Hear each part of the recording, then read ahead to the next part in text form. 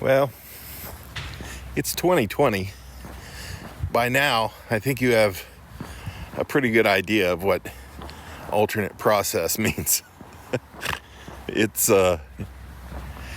everything we're doing is not normal. It's not as we do it. Even this convention. I mean, here we are. We're doing this all on video. We're not face to face and partying at night, which is a real bummer. But here we are, and we might as well learn while we're stuck at home.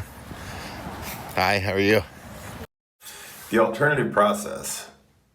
An alternative process. What is an alternative process? It's any process that you don't do ordinarily. It's not the typical way you do things. For example, brushing teeth.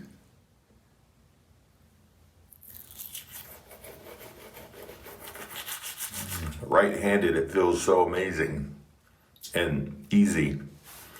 But switch it to the left hand, and it becomes a little more complicated, but maybe more rewarding. Because we're testing our brain, and we're teaching it how to do things we don't ordinarily do, or alternative process, if you will. And that makes our brains smarter and quicker and more apt to do cool things with it. So what are some other things we can do in an alternative process? Like everyday life stuff, not necessarily camera work or the way we print or any of that. What about writing? I write with my right hand. My name is Parker! Exclamation point. But switch it to the left. My name. And I'm noticing something as I'm doing this is Parker. R-K-E-R.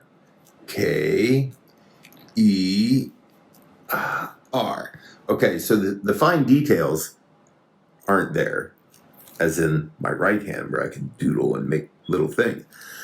And some reason I switched to uppercase with my left hand. I have no idea. I'm just noticing this in this video. And that tells me something. When we switch to something we're not used to, cool things can happen. For an artistic person, for an artist, for a creative soul, that's huge. So anytime we can step out of our comfort zone to do something in an alternate way, why aren't we doing that? Now what else can we do? Here's an easy one. I love to cook. We cut stuff in the kitchen with knives, and we use our hands for all sorts of things. This feels kind of weird in the left hand. With the right hand, I can make a precision chop and slice for a little sliced apple. Pretty easy. Put it in the left hand though, and it gets a little more awkward. Oh, crap. It's bad. All right. I'm in it with the demonstrations now because they're getting a little dangerous with the left hand. Alternative process can be dangerous. I've given you 3 prime examples of the alternative process in a everyday life scenario. Now maybe we can switch over and understand it in an artistic realm. Not that this wasn't artistic. I guess that could be argued.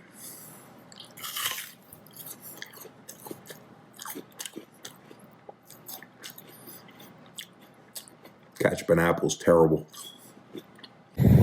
So I want to dive into this alternative process as it relates to photography, because that's why you're here. And that's what I'd like to talk about now. Alternative process is, this is super wet down here. I think I'm going to go the other way. The alternate path? Boy, I swear I didn't plan that. I'm going to go through some images of kind of my archives of my historical record of alternative processes. But I also wanted to encourage you to not be too scared of the words alternative process. I think in the past, the alternative process meant, scary chemicals and expensive stuff and all kinds of scientific formulas and things like that. And I don't think it exactly has to. I think it can be with our everyday tools that we use already as photographers, and it's just a different way to think about them. And I think finding those different ways to think about things comes through play. Yes, you can learn it off of someone else. You can look to others. But I think when you play, then it becomes your own. And you put your own spin on it and give it to the world. Like this makes our photography world deeper. You get another rung on the ladder. We're climbing higher because people are playing, or people should be playing. I think they should be playing more.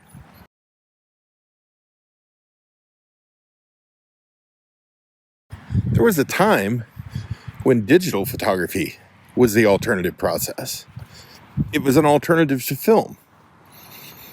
Film was an alternative to ambrotypes or tintypes or daguerreotypes. So I think we need to get out of our heads with that. And that's what this program is about.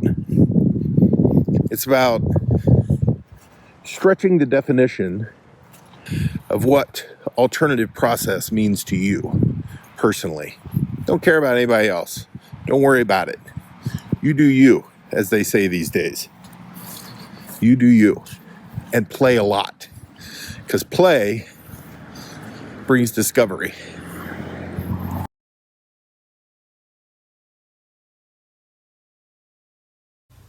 I'd like to take you down a little wormhole of my alternative process over the years, where I've been, where I'm headed, and how they all kind of connect with one another.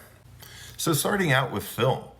This is a 4x5 black and white film image. Maybe that was alternative process at one time. Digital is an alternative process at one time. This is all we used to have was film. And now going back to that historical process, this is what people are considering alt process. And it's all a personal thing, you know, like I say, digital, when it came on the scene, that was an alt process. It was an alternative to film. And film is an alternative to this. So, you know, let's not all get all crazy about putting words on things in a box. It's just do your thing. Just do what makes you happy and you feel connected with, and you have that deep connection, and play and push it as hard as you can. This is some of the wet plate stuff that I started out doing, and on typical Parker fashion, I started out with a triple exposure and wanted to see if I could do that, which I did. Wet plate's a very fickle thing, and they're a beautiful thing, and it is a major alt process. It is, you know, you're creating your own emulsion on a piece of aluminum, and you know it lasts 6 minutes. So you have 6 minutes to make the exposure, or the plate dies and it's gone forever and you can't use it. So, and then you only have a few minutes to process it as well before it disappears. This is one of the last rolls that I had, and probably one of the very last rolls in the world, of this 120 color Kodak film. I also had a few sheets of 4x5 as well. And this stuff is just magical. It's not around anymore, but was once considered very much an alt process. So now that this is kind of gone, there are some other options out there for 35 millimeter shooters. I'm not sure about 120. I don't think Holga is doing anything with that, or Loma, I guess. But now this is like intrigued me to find ways to do this in the digital realm. And these are all like done within Photoshop, but with the idea beforehand to this is the way this is going to happen. So using special filters and things on the front of the camera gives kind of a different, and it depends on the time of day. Like sometimes I'll use a green filter with color on the digital, and then in Photoshop it does something to the image that boosts all of this beautiful pink foliage. So basically anything green is turning pink. 4x5 with Polaroid, very much a alt process. You can take this a step further and do Polaroid emulsion lifts or Polaroid transfers, which basically you take the emulsion off of the Polaroid in water, and you literally, it separates and you float it off, and then you float it on, you slide a piece of paper underneath of it, and you float the emulsion, which is just, it's almost like a transparency at that point, but very limber and flowy. And so when it lands on the paper, it can be all distorted and make just beautiful designs. And so that's one way to take a step further with the alt process. So that is to say, why not take everything we do a step further? How can we do that? How can we take what we do today just one step further, and then next time we can take it one step further? And that's what we're doing. We are birthing our own alternative process through our own creative process. More Polaroid work. This is the old Type 55. So with these, you got a positive and a negative, which is pretty cool. So you could do all kinds of stuff with either one of those, which leaves some amazing things. So this is a Polaroid Type 55 shot on 4x5, and is what's considered a Sabatier print. So where the shadows are very milky and overexposed and it has a little bit of a halo around. And this is all done by, while the Polaroid is processing within its little pouch, you rip it open, let light in for just a brief moment, and put it back down in hopefully the exact same place. Like, it's hard, you get a little crooked or whatever, and it kind of messes up a little bit, but it's still, that's part of the process. So you never know what you're going to get. I love the Sabatier look. The Sabatier look I've done, this is a paper negative on an 8x10. It's the same kind of deal. Once it's in the developer, I flash light onto it, and this is done with a strobe actually. So the strobe light goes on and then it fills in the shadows and it makes everything just a very three-dimensional. You can see her lips here are kind of that almost a chrome look, which I love. And then going forward, it's like, okay, so I did it with a Type 55, I did it with paper negs, why can't I do it with digital? And it's the same process, only it's not alchemy. It's not, with chemicals and a scientific process. It's with a computer process. But it's the idea that I think is what pushes through. It's the idea that pushes us into new territories. This is a chemograph. Chemical graft? What is it?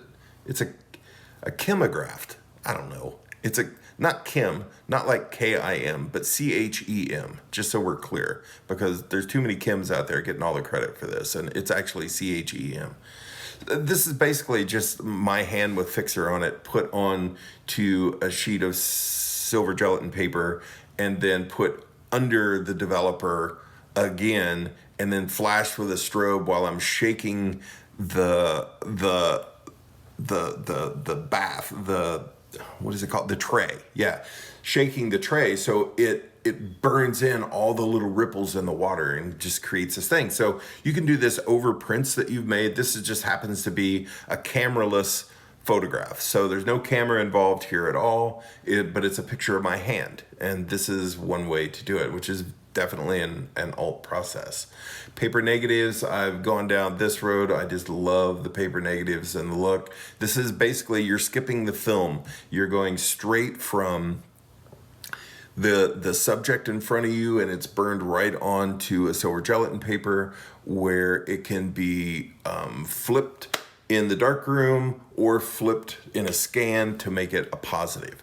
Or you can shoot what is called a direct positive paper. And this is a paper made by Harman or Ilford. Ilford Harman, I think. They're a sub company. This is a beautiful, beautiful paper. You shoot directly to it, and this is exactly how it comes out of the camera. This is it. You're looking at an ISO of about 1 to 1.5 on this paper. It is super slow. Most paper negatives that I shoot are somewhere between an ISO of 2 and sometimes I get up to 8. I'm testing some new stuff now, and we'll see where that goes. But another way to push it one step further is to paint the paper negatives. This is a black and white paper negative, and that has been colored in Photoshop. Same here. I did these two, this one and this one, for the Boys and Girls Club of America, and they all had these stories behind them, and I just love the colored look.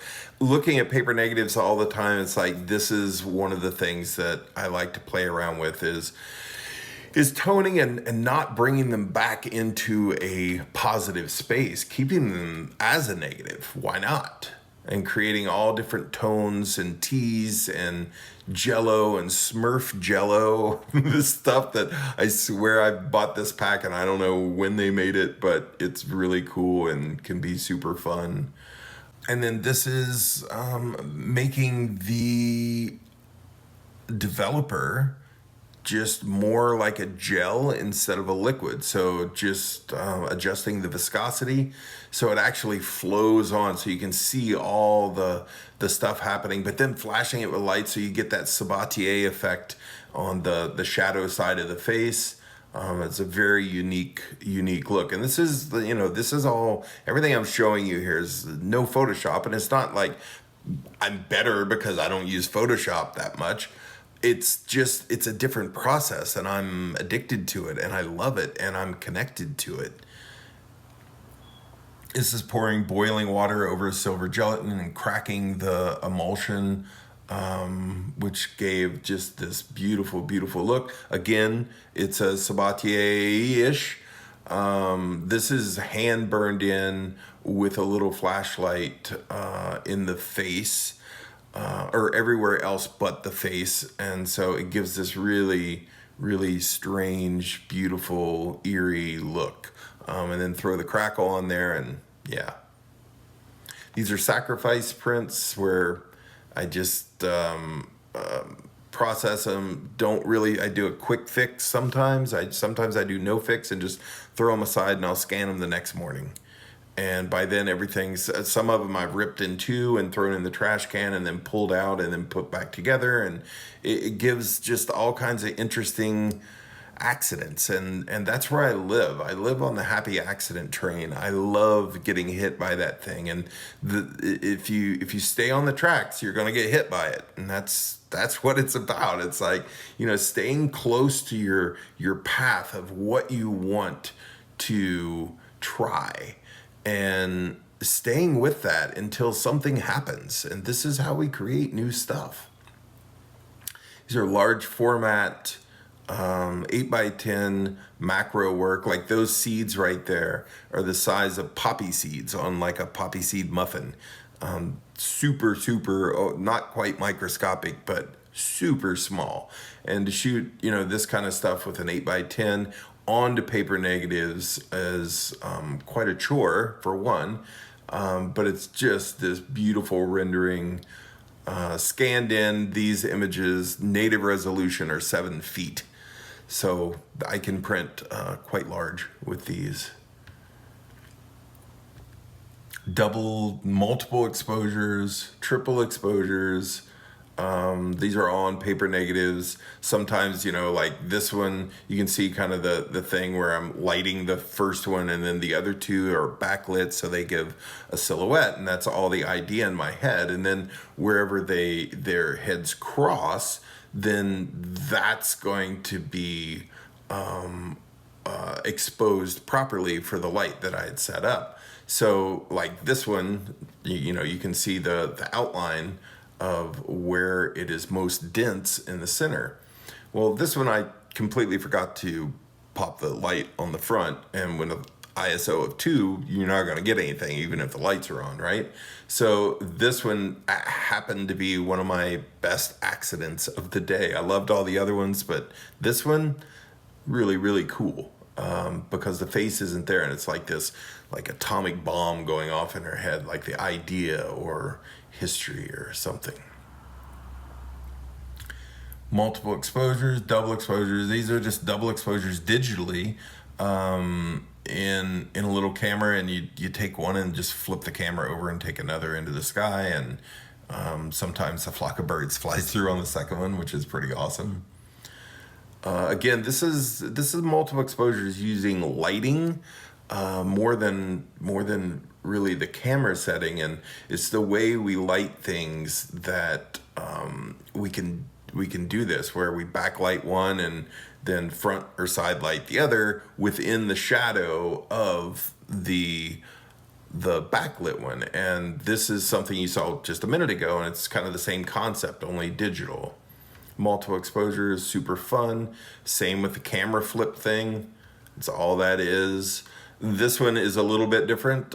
This is a 36 exposure roll of film that I went out and shot all these things in the forest, but didn't rewind the film all the way in, put the film back in, and reshot the same film in the studio of that backlit kind of situation. So I'm lighting the background super white, the silhouette of my partner, is there, and I wanted just a little bit, instead of just straight silhouette, I'd move the light around to the right and to the left on each one and give these different looks. But these are all happenstance. They're all accidents. I have no idea how things are lining up. I'm shooting on one roll of film, and it's just, and you can see the top right one there, it's actually a triple, or top left is a triple exposure. There's a picture she took of me laying in the grass while I was there. I just actually saw that. That's funny. It's a different way of doing multiple exposures. This is a camera app in Sony cameras, and I think it's called Action Shot or Sport Shot or something, where you take a frame and it shoots a bunch of frames, and anything that's moving is given its own rendering, where everything that's still just stays the same. It's basically like, if this was one exposure, that bird would be like this blur off of the cross, where this one is like click, click, click, click, click, click, click, click. So it does like almost this time lapse, but then renders everything within the camera to create this. So everything that's still looks like a single image, but anything that's moving makes up whatever shutter speed, you have it set at, or whatever motor drive speed you have it set up as well. And so it gives you some really unique ways to bend reality of what's there and create something that is alternative. Long exposure photography is definitely a different way of doing things, like thinking things through. This is an 8-minute exposure. I think this is around 8 minutes as well, and just gives a different look and feel. Now, this image, it's basically shot a few hours apart. This image, super long exposure, I think this was 4 minutes exposure, and where this one was just, a fraction of a second, like, I don't know, 1/25 of a second or 2/50th of a second of the same waterfall, and it just renders completely differently. They both have their feelings for folks. Like, this gives we can't see the water like this, and I love it. And we can't see the water the other way either. So I think it's great when we can make an image that goes past what we can visualize, what we can actually see. This, for example, this is a nighttime shot, a tilt lens, a piece of fishing line with a tiny LED light on the end of it, and she's swinging it around. I have 2 strobes, and no, sorry, those aren't strobes, those are constant lights, because if I have one in front there, you can see where the bush is, was a constant light source to kind of give her a little bit of light onto her. Now, if I use strobe, the strobe would have frozen her in the position that it went off in, right? So you'd still have all this magic, but there would be one piece of it in the exposure that would be sharp, would be in focus, wouldn't have the motion, and I didn't want that. So I used a continuous light all the way through. Motion, something you can take to your weddings, you can take to a dance company. So that's just 2 dancers. It's a single exposure. It's a constant light source plus a strobe. So the constant light source was used throughout, and then the strobe was used at the end, one on each side. So there's one on the right, one on the left. And this dancer just made her way around, and I choreographed, and it's a timing. Like, I know I have, I think this was 32 seconds, if I remember right. And I have 32 seconds, and my exposure is dialed in for that with the ambient. I have 32 seconds to get her from the back left corner all the way around to the back right corner, which the strobe fires at the end, and then she's out and fires again over here to light his hand and his left side of his body, but it can't hit her, right? Does that make any sense whatsoever? So this is just a timing thing. I know if it's 32 seconds all the way around, then I just want to break that up into 4 because there's 4 of her, right? And I want her to be visible in these. So if it, let's say it's 30 seconds, half of 30 is 15, half of 15 is 7.5. So maybe 6 seconds she'll stay in that position and get a second to move around to get to her final destination, right? Awesome. Confusing. Love it. Projection, this is projection stuff where it's projection on paper negatives, projection on video. It's just different ways to light things. This is all projection. This is in Photoshop. You make a bunch of dots on a black paper or a white paper and then project it onto them. That's it.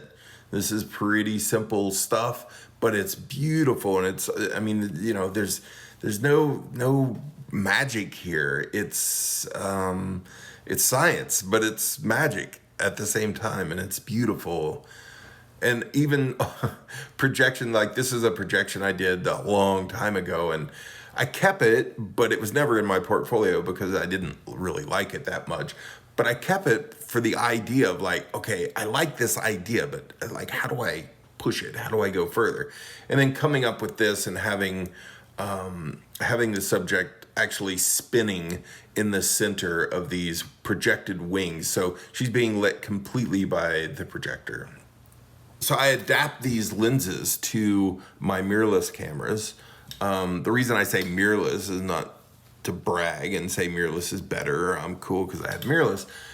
It's because there's no mirror. That's why they're called mirrorless. So the distance from the back of the element to the sensor is relatively short because there's not a mirror box in there. So you can use all these cool lenses that need to have that focal distance like back there. So I'll use these things where it doesn't cover the sensor all the way. Like you literally get a round image. So when you look through the camera, everything's round and you can just create some amazingly fun things. Like the most mundane things become really interesting when you see them in a circle. And I just love all these little images. They're little cameos printed this way. They're just gorgeous. And they have just a very unique look. Even shooting like directly into the sky, just the clouds, it almost looks like a planet. It's the Earth, and it's interesting. This is a whole nother kind of thing. This is this camera, actually. I don't know, can you see through there? What if I do that? I wonder if you can see. Hi. So this is basically one of these that's in a black box on the inside. That's all it really is. And I use these all the time. They're super fun. I made, like this one I made, well, I didn't put a date on it, but I mean, probably 2002, 3, somewhere in there. And it's still trucking. But these are the images that it creates because you're shooting right into that viewfinder, right? And that's just such a cool way to see the world and to do things differently. You can see kind of the stains on the glass. That's all just coffee that I pour in there, or tea, or bake it in the oven. There's so many different things you can do with it. These have had all kinds of different tweaks to it. Or you can take it out of the box and just use it plain and simple. You can see that this is same camera, right? So I took this on wedding day and set it down on the bricks and had the bride walk by, and you know, you can see, I think you can see that. I don't know. Is it close there? I don't know. I don't know what you can see back there, but yeah, it's a very different look. Use it for band stuff. This is a band I shot, another, and then I did all the individuals through it as well, like on top of the Gibson case. Another band I shot very similar way, different kind of camera. It's an old Hasselblad. And all these, you know, you have to light the camera and light the subject. So I've got like 6, 7, 8 lights going on here to give the different toning and gels and things like this. This is, I think I shot this with strobes and continuous tungsten light. So the tungsten light's hitting the camera to kind of give that gold gilding of the Holy Bible underneath of it. This is a Christian band that I photographed. So I wanted the Bible in there with this gold gilding on the camera, but you know, they're very much the subject to this. These are just alternative ways of doing things. Is it alternative process as it's printed in the 1974 Photographer's Almanac? No, it's not. But I think getting out of that mindset of like, that's all, like that book's never going to get any bigger if that's just what it is. You know, it's like just in this book is alternative process, then the book's not going to evolve. We're not going to evolve as photographers. So that's my 2 cents.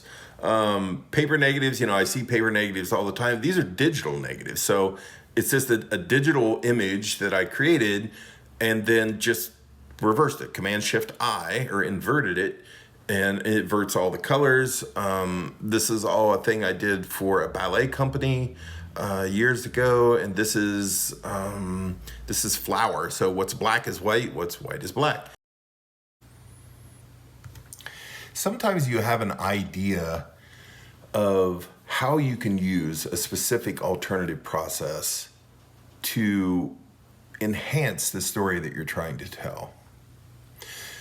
For example, this is at the beginning of this Corona lockdown.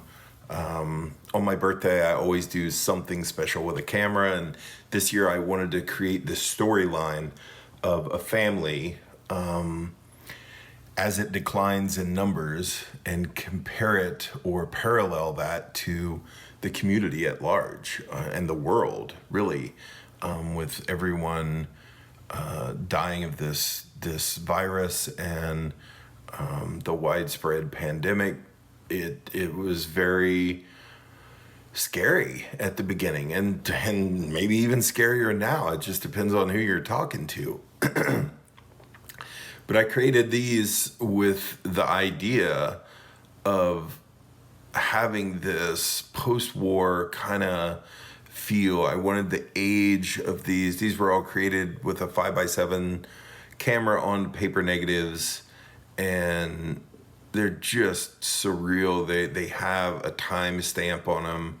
I didn't want anything too modern in the imagery, especially an inflatable pool. But as you can see, it's like, you know, we've told the story of the youngest baby passing away with the cross, and then as we go forward, you know, we see the kids playing in here, and then we see 2 crosses in the background and 1 kid playing in here. So it kind of tells us a story. And then there's my death portrait, and then there's all these that are clearly not in order because I'm still alive.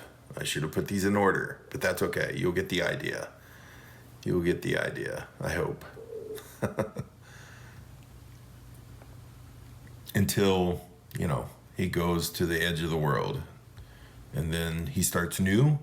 His mask is off. What is the story here? And I just want that kind of left open-ended, and that's my own, you know, that's my own storytelling that I want. It's not about the answers, it's about the questions, and that's what makes a great storyline, is leaving a lot of questions behind.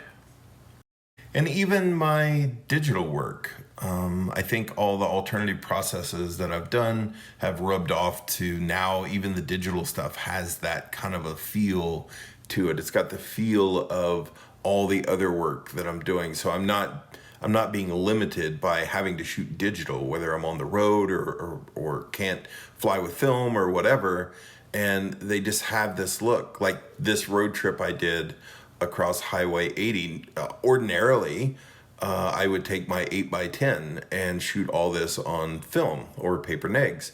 And so these are all shot on a Fuji GFX 50R, which is a medium format digital camera. And this was my alt process. This is an alternative process to my 8x10, which I would normally be shooting. So it's all that kind of frame of mind that we can get into with this to kind of push us forward. This is an iPhone photograph. It's one of the first iPhone photographs that I made that I really liked. So I've been playing around with that this year, and this is my alternative process. It's always with me. It's in my pocket. There's no excuse not to make a photograph with it. This is all iPhone photography, and basically just thrown on something white and shot like these tennis balls and baseballs and all these different kinds of balls I found at this tennis court over in the woods, and they started growing their own little ecosystems, and I just loved it. And I just grabbed some out of the forest and brought back to the car and put on the white trunk and photograph them. So these haven't been retouched. There's, I know it's got little black dots, and there's a little reflection of me in the bottom, and there's a shadow of here and me in the bottom, which, when I finish these, that'll all be redone and retouched, but the image quality is fantastic. And this is the iPhone 11. I take it to the ocean. This is a shot of the ocean at the beginning of this year, and I was playing around with it, and you can be a little carefree because it's water resistant, so I can do things with it that I can't do with other cameras, and quickly. This is a 24-inch swimming pool that I think you saw the kids playing in the backyard earlier, with black visqueen, which is black plastic, underneath of it, and the iPhone underwater. It just gives such a beautiful, beautiful look. And it's just something that's there. So, my alternative process sometimes is an iPhone. So this is something I did just for this video. I've done it for years, but I've never filmed how I do it or anything like that. And this is where I photograph my prints. In the little video after this, I'll show you how to do a bunch of this stuff. And it's really, really fun. This is just a loop, that you look through negatives or prints with, just sitting on the image.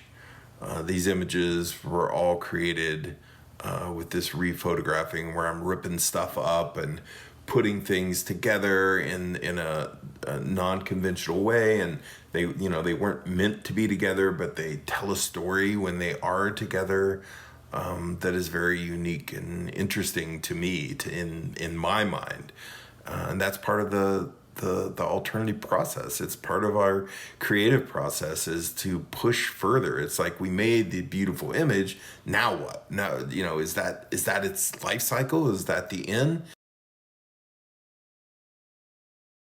Now I want to demonstrate a few things. Some of the things we saw in this, I want to go and actually do those for you, so you can have something to go, like today you can jump on and go start playing, because I think playing is everything. Playing raises the bar, not only for you as the photographer, but for us as a photographic community.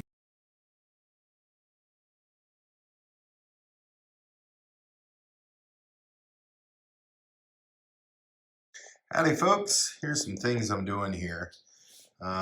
This is one of my processes. It's rephotographing, which I've been doing for eons, where I'll take prints that I've made and rip them up and put them all together to make something that it wasn't intended for, kind of after the fact, which is kind of a fun process. Like this picture of a waterfall, I just ripped off the bottom, and I've got this other picture here that I kind of dig. Oh, I kind of like what's underneath of it. I didn't even notice this. Hang on a minute. Like, that could work if this were here. Well, let me try that. All right, so what I'm going to do is I'm going to rip the bottom of this off. So I want to rip it on this side, on the print side, so it gives a white tear line. I want that to be kind of rough and jagged, I may do it a couple times like that. So it's not like straight across, right? Like, where does this belong? Oh, that's interesting. Just taking the sky out completely, right? And this is playtime. I kind of dig that. So these are both Iceland images. I'm just kind of putting together a little thing. Oh, and I like that a lot. And so now, what I've got here is I've got just a little LED ring light that are setting on 3 glasses. This, when you're straight over it, there's no glare. It works out pretty well. I shoot most of my stuff with this little GR2 Ricoh. Or maybe I'll set this down to the side so you can kind of see what's going on, I guess. Wow.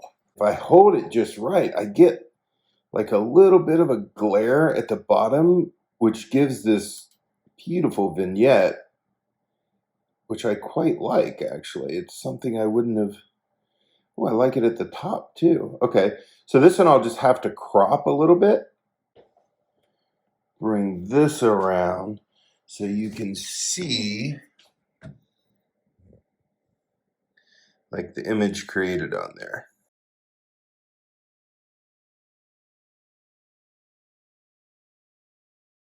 Okay, I'm back with another one. You may recognize this one from earlier. So now I'm totally digging this one a bunch more. Like, this is the print, right?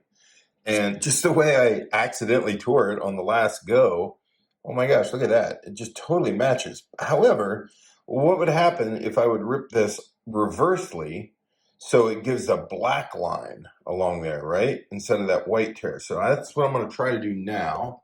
Yeah, so I'm just tearing it a reverse way, like from the back instead of from the front.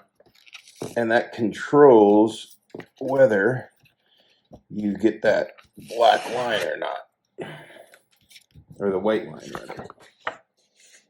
And oh yeah, I'm digging this a lot. Wow, check that out. It even lines up right here. Oh, I dig it. Dig it, dig it, dig it. Right on. I think I'm going to tear this little piece off right across there. It is. Oh, that's awesome. Right. Okay. So I'm going to photograph this one and you'll probably see it in the slideshow. All right. We're back at the table here. I've got a photo I made up in I don't know, somewhere in Colorado. I can't remember where I was. Aspen, I think. And it was a rainy morning and it doesn't really matter, but here's the print. And right now I'm looking for something that I can put into the sky here, or maybe into the bottom here. I've already ripped the top, so I'm already pre-thinking something, out of all these prints that are white that can go up here and do something like a face or something. So we're gonna, well, that could be kind of cool. Like maybe do that now. Taking that. A face. About a face.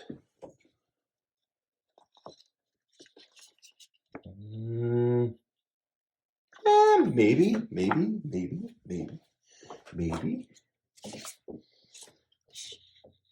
Oh, how about this? So, yeah, I photograph a little bit of everything. These are like large format body parts. This is, of course, a nipple, which I'm probably going to get banned right away for this. But seeing you can't see the rest of the body, oh my. Okay, we're on to something here. Oh, shoot. I got a little excited and dropped it. Dang it. Okay, this is looking like what I want it to look like, which I didn't know, which is the beauty of all this. It's hard to do this and hold a phone at the same time. Oh, yeah, that's it. Well, that was easy. Okay, well, I'm going to photograph this one and you'll see it in the show, I guess.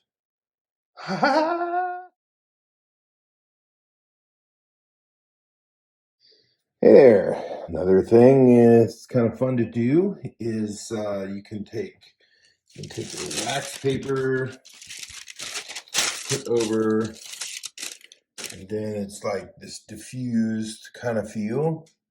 Rephotograph that. So this is all without Photoshop, of course. Or some wax papers are natural. So the natural wax papers have this beautiful tone to them. It's kind of marbly. It's not a solid tone, but I quite like it. For certain things, I think it could work. Of course, you know you can do partially or part of it or whatever you want to do, and then you can always use like Roscoe filters, and then you can tone all your stuff this way. The making of this one was just really getting the right angle, like with the camera, right? Over here to create what you want.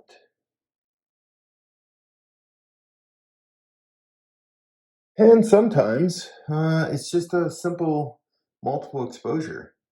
So I took a photo of this first, pretty up close like that, and then hit multiple exposure on my little Ricoh, and then photographed this. Came up with that, which is just absolutely beautiful.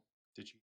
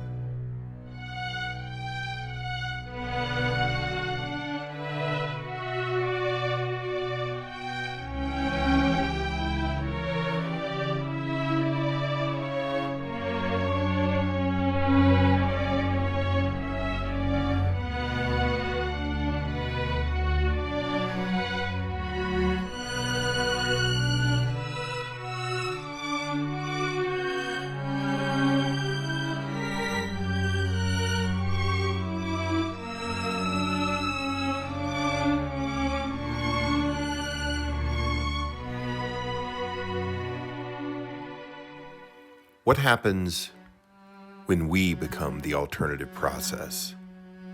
I think this is where we get to shake the tree and challenge our normal and push past it.